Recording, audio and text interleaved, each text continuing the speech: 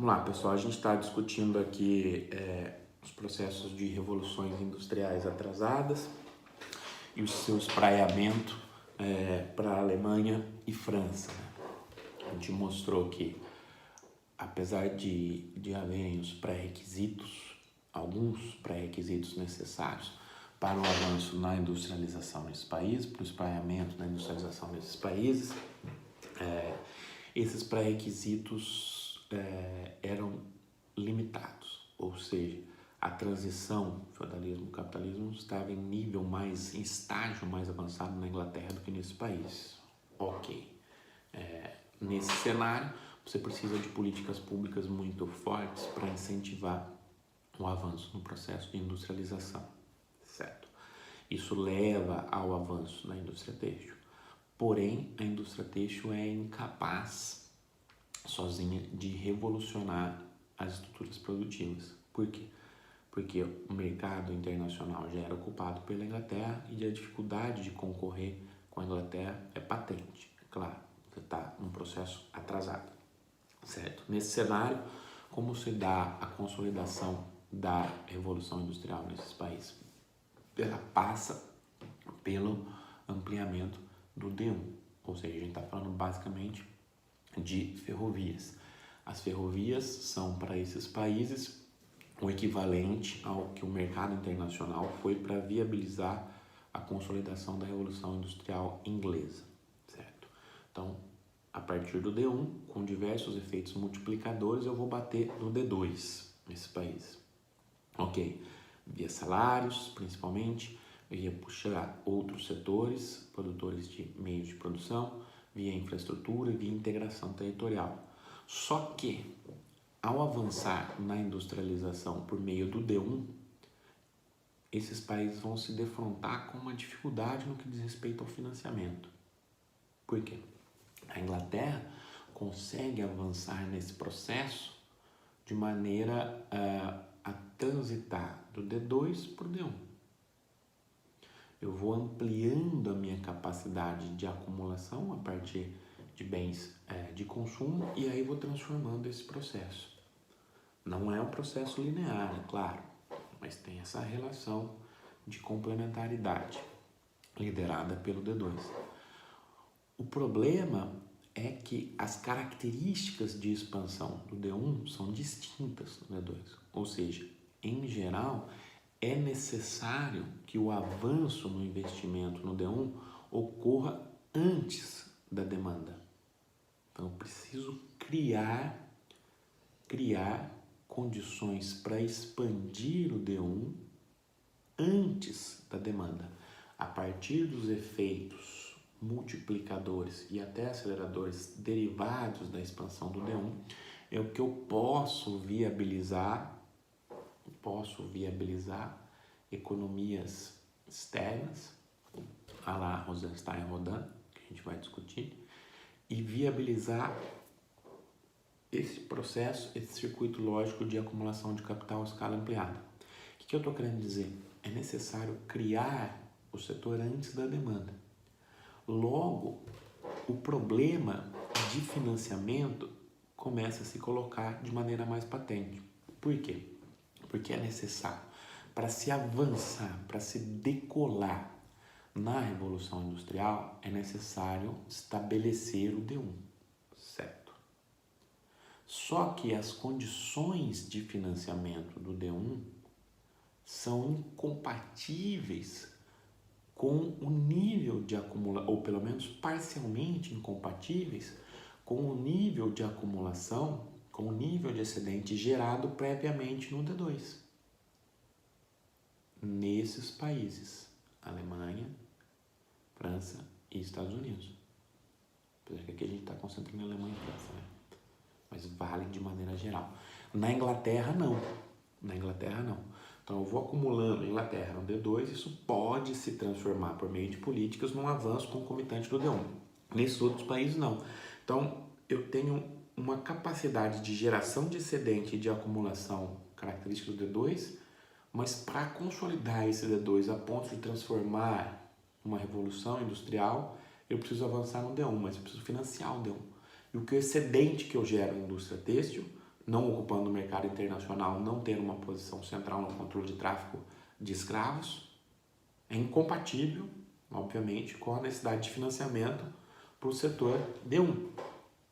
Por quê?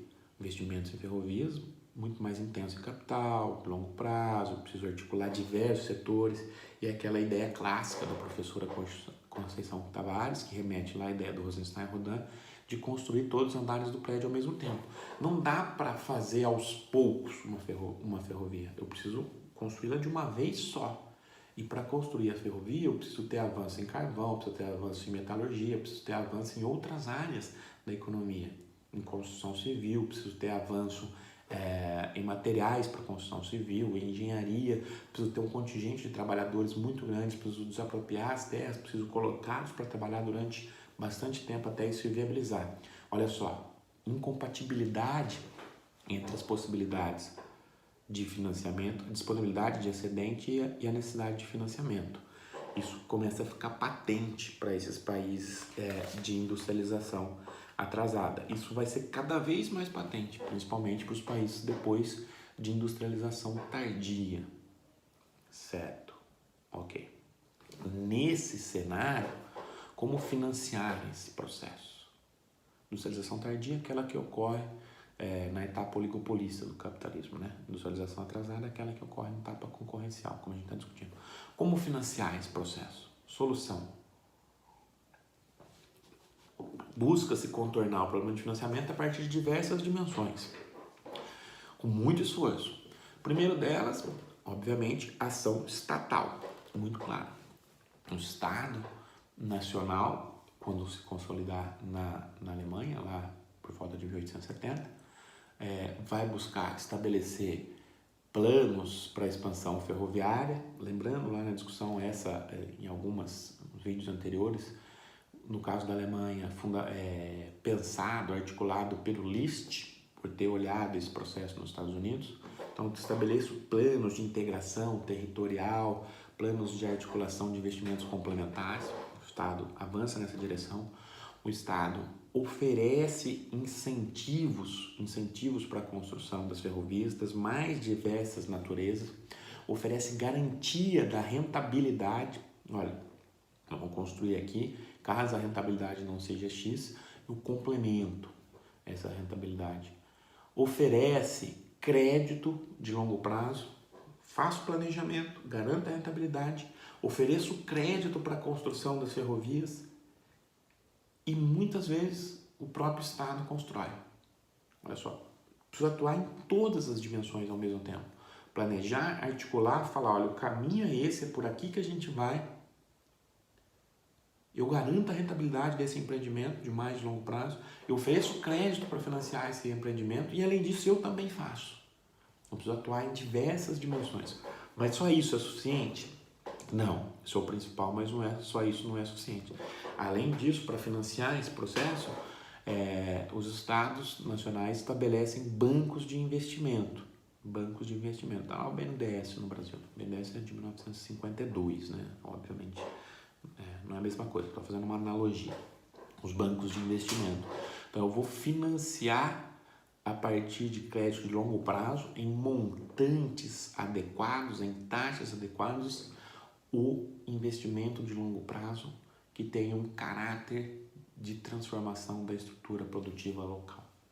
Então, você vai criando bancos de investimento que vão operar como um mecanismo centralizador do capital.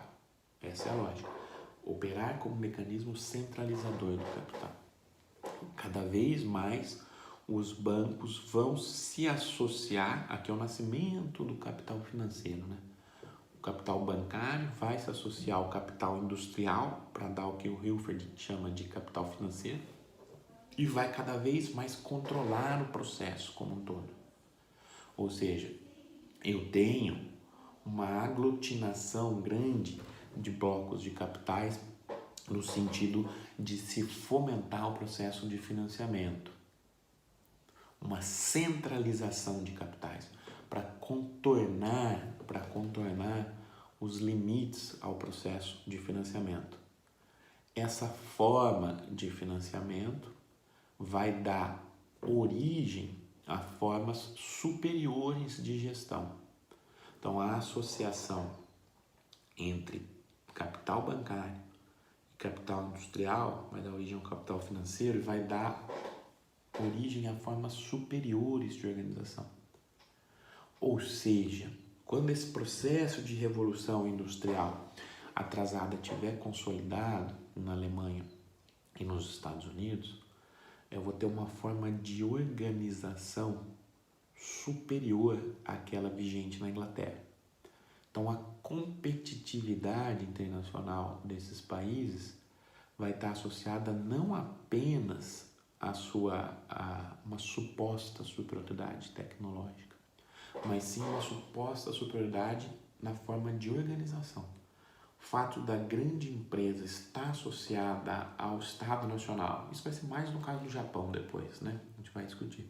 Mas estar associado ao Estado, estar associado ao sistema bancário, vai permitir que ela se financie de uma maneira superior àquela empresa característica da Revolução Industrial originária.